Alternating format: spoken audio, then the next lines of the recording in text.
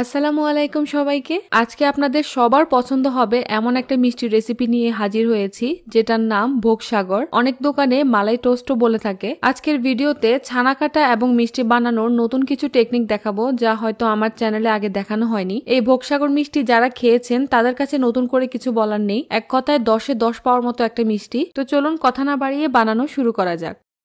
প্রথমে চুলায় একটা প্যানে নিয়ে নিচ্ছি 2 লিটার ফুল ক্রিম গরুর দুধ।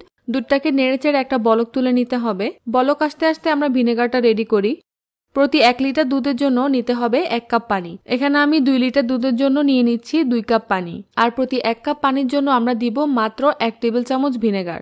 এখানে 2 কাপ পানি আছে তাই দিয়ে দিচ্ছি 2 টেবিল চামচ ভিনেগার। তাহলে প্রতি 1 লিটার দুধের জন্য 1 কাপ পানির সাথে 1 টেবিল চামচ ভিনেগার নিতে হবে। আশা করছি বুঝতে পেরেছেন। এই ভিনেগার পানি সলিউশনটা একপাশে রেখে দিচ্ছি। ছানার পানি যাতে ভালোভাবে ঝরে যায় সেজন্য অবশ্যই একটা পাতলা সুতি কাপড় নিতে হবে। সবচেয়ে বেস্ট হয় যদি মার্কিন কাপড় বা টাইলস মোছার যে কাপড়টা আছে সেটা নিতে পারেন, কারণ উল্টাপাল্টা কাপড়ে ছানা ছাকলে পরে দেখা যায় অনেক লম্বা সময় ঝুলিয়ে রাখলেও ছানাতে পানি থেকে যায়। দুধে যখন ভালো করে একটা বলক চলে আসবে সাথে সাথে চুলা বন্ধ করে দিব এবং ভিনেগারের সলিউশনটা এখানে দিয়ে দিব। দিয়েই সাথে সাথে নাড়া শুরু করবেন না, আগে পুরো ভিনেগারের সলিউশনটা দিবেন, তারপর আস্তে আস্তে মিশিয়ে নেবেন। এইভাবে ছানা করলে দুধ ঠান্ডা করার কোনো প্রয়োজন নেই, জাস্ট বলক আসার সাথে সাথেই ভিনেগারটা দিয়ে দিবেন। দেখবেন আস্তে আস্তে ছানার পানিটা আলাদা।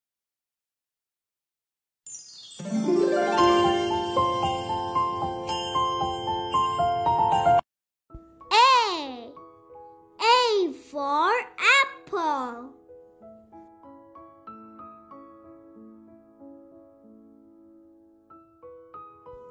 Apple.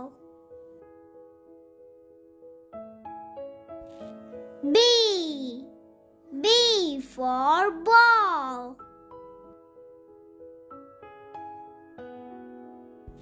Ball.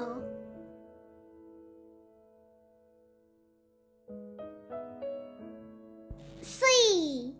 C for cat.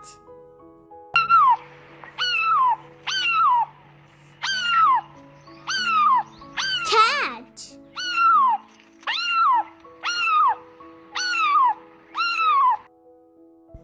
D. D for dog.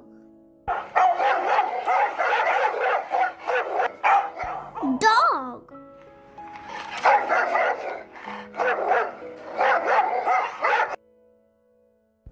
E. E for elephant.